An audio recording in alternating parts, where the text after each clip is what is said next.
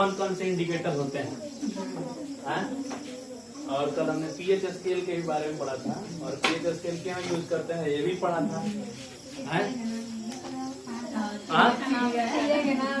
हाँ, किस चिड़िया का नाम है ये भी पढ़ा था। अब उस चिड़िया के बारे में पता है नहीं कौन सी चिड़िया है, आकाश में उड़ती है कि जमीन पे चलती है? चलो, तो क्वेश्चन है हमारे पास, which one is the universal indicator in the following? Universal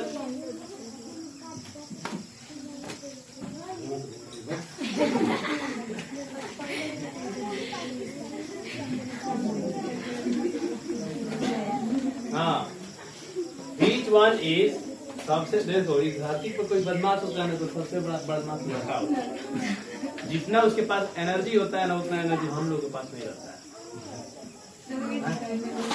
बच्चों के पास जितने आंतरिक एनर्जी, इंटरनल एनर्जी होती है ना, उतना हम लोगों के पास नहीं होता है, इसलिए बहुत दुष्ट होता है। तो एनर्जी यूज करना है ना, मान लो कि हम लोग दौड़ के पढ़ के एनर्जी डिस्ट्रॉय कर देते हैं, उस समय एनर्जी कहाँ डिस्ट्रॉय करेगा, सब छाती में डिस्ट्रॉय कर देगा। समझा? इधर के उधर बिना मतलब के करेगा, वो क्यों मारेगा, किसी को दुष्ट ही करते हैं, तो उसमें जो है वो उसमें जो अपना एनर्जी डिस्ट्रॉय करेगा। लेकिन सही से देखा जाए तो ये बचपन है, यही लड़कपन है जी। तब दोबारा थोड़ी आएगा।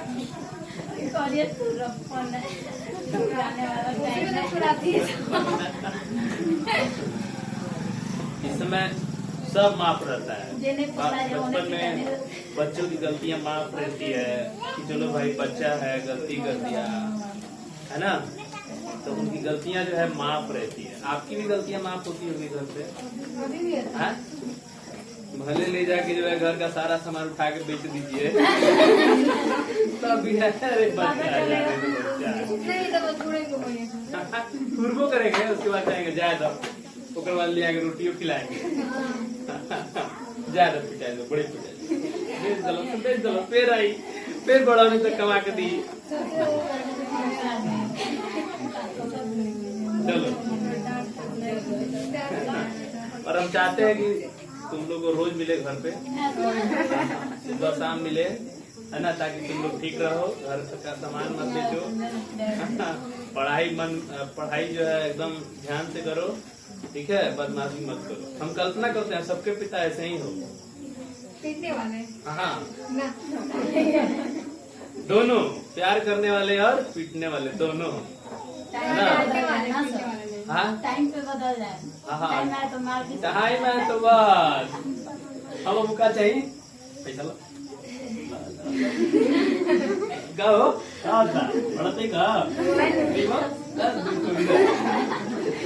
तो एक तरफ से प्यार और एक तरफ से मार जरूरी है ना। प्यार भी आदमी को बिगाड़ देता है, ज्यादा मार भी आदमी को बिगाड़ देता है, इसलिए दोनों तरफ बैलेंस करके रखो, इसलिए बैलेंस किया जाता है। चलो, हाँ, बीच वाली the universal indicator in the following, और मुझे आशा है कि आप सबने आंसर कर लिया होगा, है ना, चाहे जैसे भी किए हो। पीएचएस की कौन सा है? पीएचएस की। हिंदी मीडियम वालों को तो दिक्कत नहीं है, ये भी अंग्रेजी में ही लिखा है पीएचएस की, ठीक है, यूनिवर्सल इंडिकेटर, है ना। तो इससे पहले हम लोग बहुत सारा इंडिकेटर के बारे में बात किए थे, लेकिन आर्हेनियस का प्रिंसिपल भी हम लोग देखे थे कि जो है किस तरह से जो है एसिड और बेस जो है वाटर में घुल करके H+ आयन और OH- आयन। और इसके पहले नेचुरल इंडिकेटर बहुत सारा यूज किया था हम लोग, लवंग का तेल जिसे हम वेनिला कहते हैं, है ना, ऑनियन था, और बाकी जो है रेड कैबेज, है ना, इस तरह के चीजें थी। और इससे हम लोगों ने पता किया था कि कौन एसिड है कौन बेस है।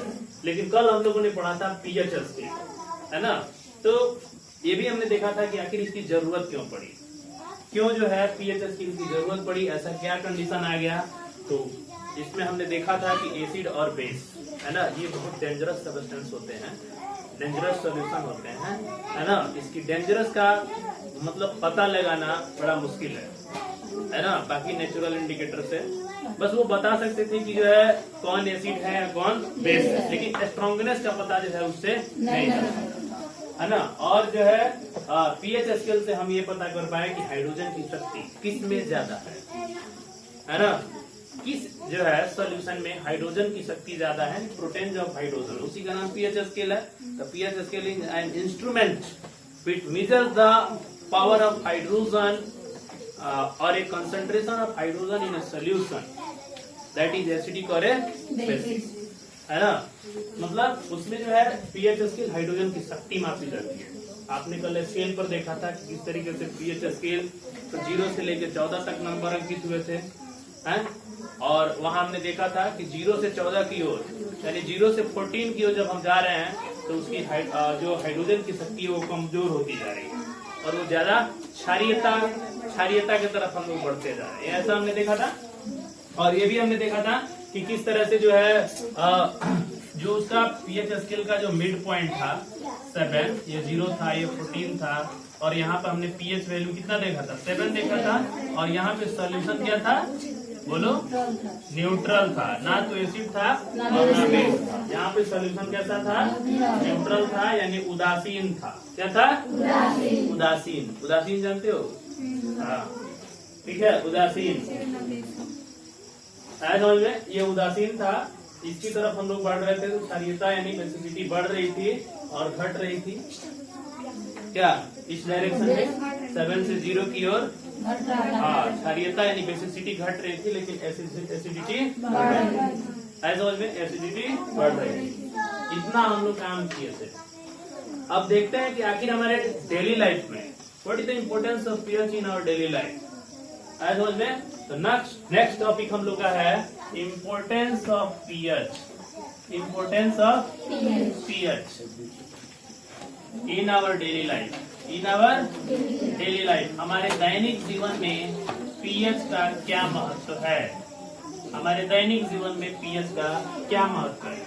हमारे दैनिक जीवन में पीएच का क्या महत्व है, कहने का मतलब वैसा कंडीशन अपने लाइफ में खोजना है जहाँ पे पीएच वैल्यू का यूज हो।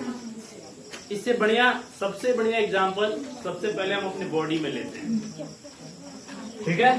बॉडी में हम लेते हैं स्टमक।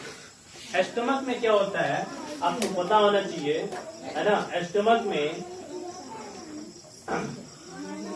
में जो होता है एक स्टमक में गैस्ट्रिक जूस पाया जाता है। क्या पाया जाता है, हाँ, ये गैस्ट्रिक जूस में HCl होता है। क्या होता है, HCl। ऐसा समझ में, HCl, ठीक है। तो HCl क्या है, एसिड है। और इस एसिड का हमारे स्टमक में पीएच लगभग कितना होना चाहिए ताकि हम नॉर्मल लाइफ जी सकते हैं। ऐसा समझ में, तो एसिड का जो पीएच होना चाहिए, है ना, पीएच जो एसिड का होना चाहिए हमारे स्टमक में लगभग जो है 2 से, है ना, लगभग 2.2 के आसपास होना चाहिए। कितना, 2.2, लगभग 2.2 के आसपास होना चाहिए, तब हम एक नॉर्मल लाइफ जी सकते हैं। ऐसा समझ में, यदि इससे कम हुआ, ज्यादा नहीं, कम, यदि पीएच 2.2 से कम हुआ यानी ये लगभग 1 तक जा सकता है। ऐसा समझ में, इससे यदि हम कम से चलेंगे ना, 1 से नीचे है, तो हमको क्या होगा, स्टमक पेन हो जाएगा। क्या हो जाएगा, स्टमक पेन हो जाएगा। स्टमक पेन क्यों होगा, क्योंकि एसिडिटी जो है बढ़ जाएगी। एसिडिटी मतलब पेट की अम्लीयता बढ़ जाएगी। क्या बढ़ जाएगी, अम्लीयता बढ़ जाएगी। खाना खाने के बाद आता है ना, इसी का सूचक है। खाना खाने के बाद पेट में गैस बनता है तो ढेकार लोग मारते हैं, है ना। तो यही होता है, स्टमक में गैस्ट्रिक जूस होता है, गैस्ट्रिक जूस में HCl होता है, HCl में एसिड होता है। एसिड का पीएच 1 से 2 के आसपास होना चाहिए, है ना। और इसमें यदि इसकी मात्रा जो है और कम हो जाती है, लेस देन 1 यदि हो जाता है, तो स्टमक में एसिडिटी क्या होता है, बढ़ जाता है। और एसिडिटी बढ़ जाता है तो स्टमक पेन होने लगता है। स्टमक पेन होने लगता है, उसके बाद आई माई आई दादा करने लगता है। काबिल लिखने का टांगल हो है जी, हाँ।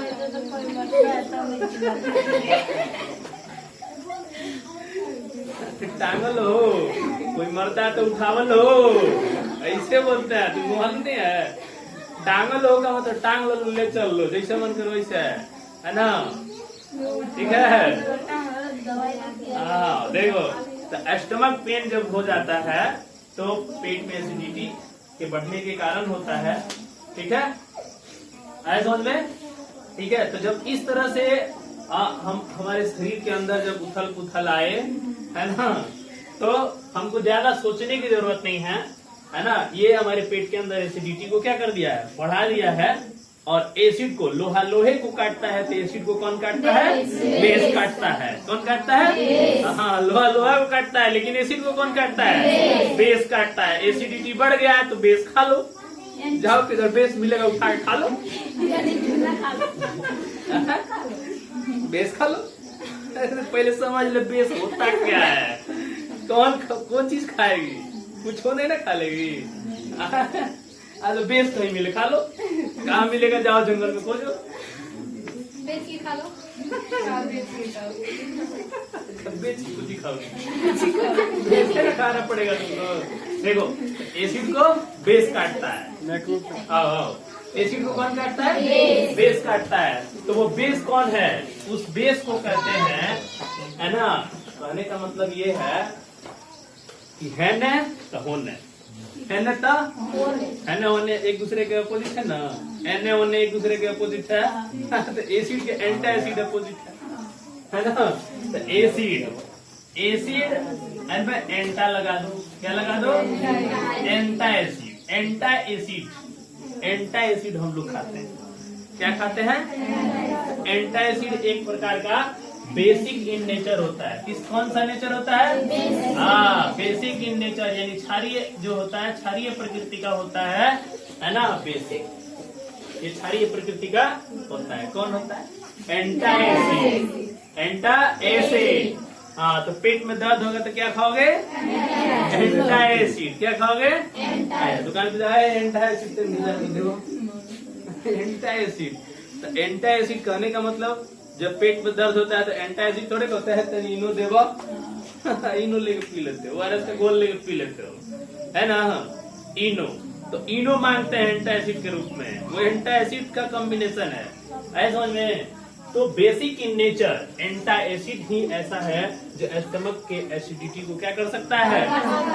मूव कर सकता है। ऐसा समझ में? मिले तब ना, तब तक आई मैं आज ज्यादा करते रहो, है ना? ठीक है, तो अभी से जान लो, पेट में दर्द होगा तो क्या पियोगे? एंटा एसिड। एंटा एसिड में दो कॉम्बिनेशन होता है, एक जिसको कहते हैं NaHCO3 और एक जिसको कहते हैं MgH2।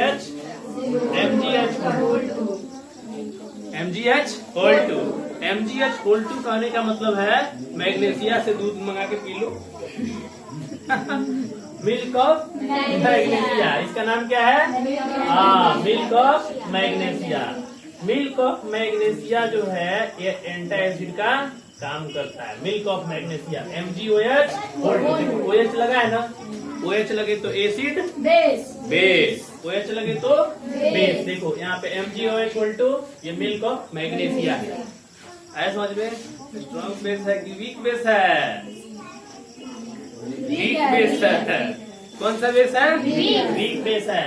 अभी देखो ये ऊपर जो लिखा है ना NaHCO3, this is the chemical formula of the antacid. ऐसा समझ में? आज एग्जाम में what is the chemical formula of milk of magnesia?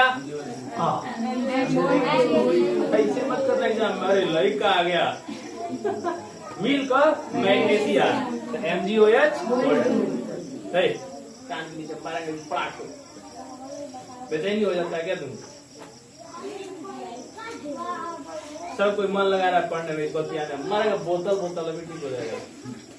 चलो देखो, अभी तो हमको मेहनत करना पड़ेगा ना वीडियो काटने के लिए। बार बार कहते हैं मत बोलो, वहीं से देख ले, यहाँ पे पताल लोग है, डाल लेंगे चल जाएगा। और यार बदमाशी